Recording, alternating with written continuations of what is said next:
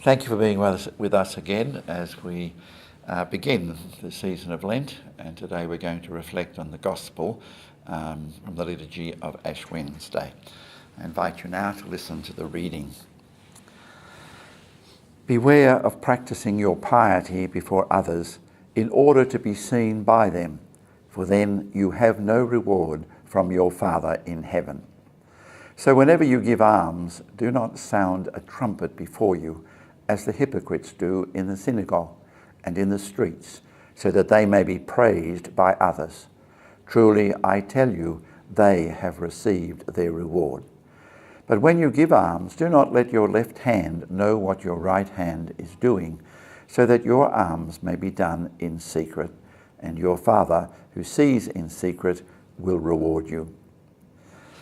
And whenever you pray, do not be like the hypocrites, for they love to stand and pray in the synagogues and at the street corners, so that they may be seen by others. Truly, I tell you, they have received their reward.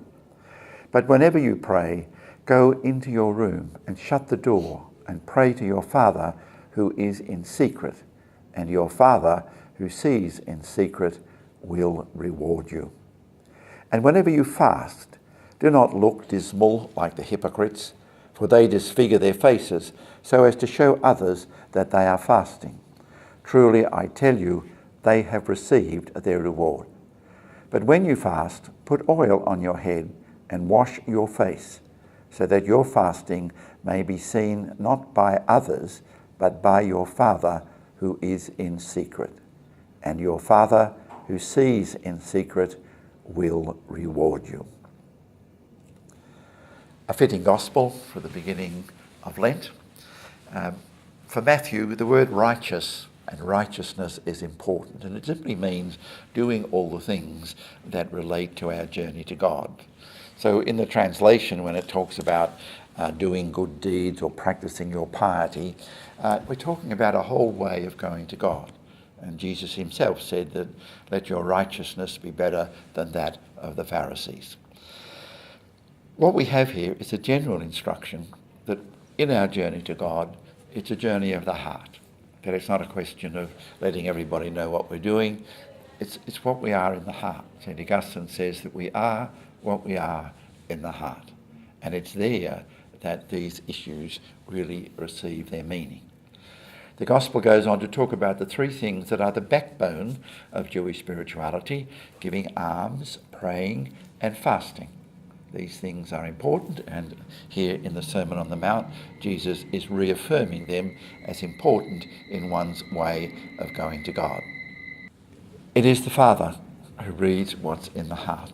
And if we are what we are in the heart, then it's the heart that we need to be focusing on. And that's what the season of Lent is about. It's about our whole journey to God being encapsulated in a special way in this particular period of penance. And in doing that, we actually teach ourselves or remind ourselves of the way our life should be lived throughout.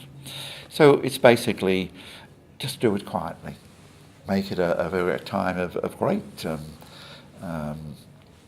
self-denial.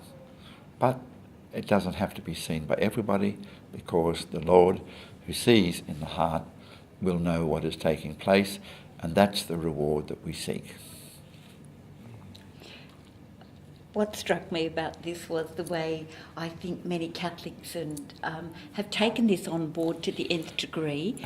And so often it's very hard to get Catholics to pray out loud spontaneously. Yeah. They like to do it in a very private way.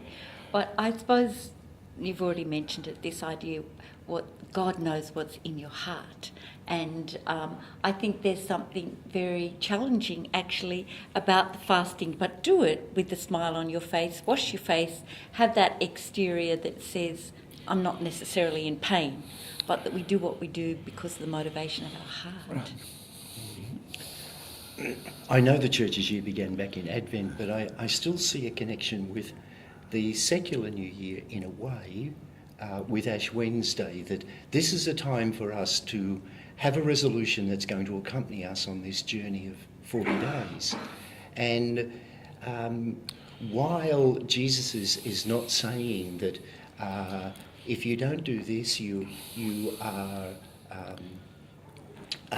not necessarily flying in the face of the Jewish tradition, but to do it and to follow it is really wanting to not lose anything that we're being invited to. We can settle for less, or to follow Jesus we can settle for so much more. And if we don't settle for what is more, perhaps we're really cheating ourselves and doing a disservice to ourselves. So difficult as it may be, as you mentioned, David, the reward that's there in this faithfulness is that interior way that we enter into this relationship with our God. I think Moses, when he spoke about the covenant and how to live the covenant, that's important in the Old Testament. And I think the Sermon on the Mount is really the modern equivalent of that. And this is the way the covenant is meant to be lived. I want mercy, not sacrifice. This is the mercy that is meant to be there. And I can lower the tone. I'll just do this. I think it's important. Of course, today is St. Valentine's Day. Right. So it's a good day to concentrate on the heart, a heart for Lent. Yeah. Good, fair enough. Okay. We invite you now just to look at the text and just draw from it what you consider to be important.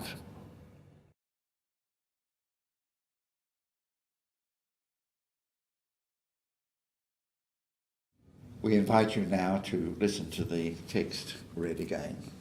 Beware of practicing your piety before others in order to be seen by them, for then you have no reward from your Father in heaven. So whenever you give alms, do not sound a trumpet before you, as the hypocrites do in the synagogues and in the streets, so that they may be praised by others. Truly, I tell you, they have received their reward. But when you give alms, do not let your left hand know what your right hand is doing, so that your alms may be done in secret, and your Father, who sees in secret, will reward you. And whenever you pray, do not be like the hypocrites, for they love to stand and pray in the synagogue and at the street corner, so that they may be seen by others. Truly I tell you, they have received their reward. But whenever you pray, go into your room, shut the door, and pray to your Father who is in secret, and your Father who sees in secret will reward you. And whenever you fast, do not look dismal like the hypocrites, for they disfigure their faces so as to show others that they are fasting. Truly I tell you, they have received their reward. But when you fast, put oil on your head and wash your face, so that your fasting may be seen not by others, but by your Father who is in secret, and your Father who sees in secret will reward you.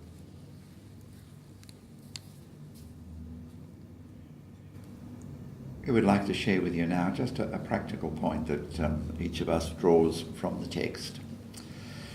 For me, the important thing is the self-renunciation of Lent. I think spiritual writers put a lot of emphasis on the fact that we can always drop that we're doing this or doing that. And really humility is about not letting people know what we're doing, unless there's a reason for where we have to do it. But I felt that the thing that I would bear in mind was not to talk about myself in the sense of doing this or doing that, but rather let this be something between myself and God, that my righteousness is something about my relationship to God, which overflows to others, but which I don't have to point out to others. I'm thinking of Pope Francis, on one occasion saying he looks out on the assembly and it looks as if they've just come from a funeral. And so we can enter into Lent and let it be that way for us. So I want to find that in my own life where joy radiates from me, out of me. And perhaps an important part of that for me is to take time to sit in prayer, to really appreciate the God who is with me and who is the cause of my joy. Mine's very practical.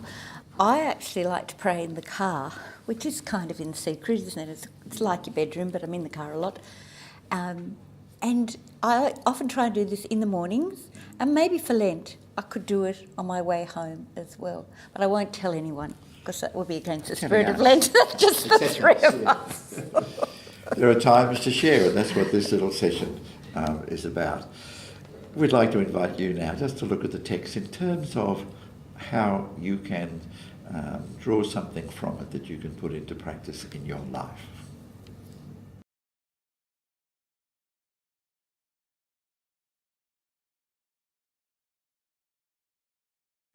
You have chosen something, but realise that we're working in the area of the Spirit, that we need the grace of God to help us to implement what it is we have chosen.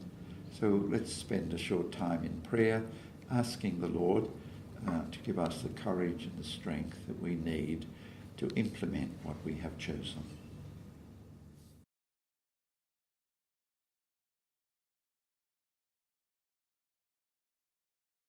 Thank you again for being with us here at the Centre for Christian Spirituality. We hope that you have been enriched by our comments, but particularly by how we may have challenged you to draw things from the text that you may not have discovered by yourself. We invite you to be with us next week, and we conclude in our usual way by reading from the prayer of the liturgy of Ash Wednesday. Grant, O Lord, that we may begin with holy fasting this campaign of Christian service, so that as we take up battle against spiritual evils, we may be armed with weapons of self-restraint through Christ our Lord.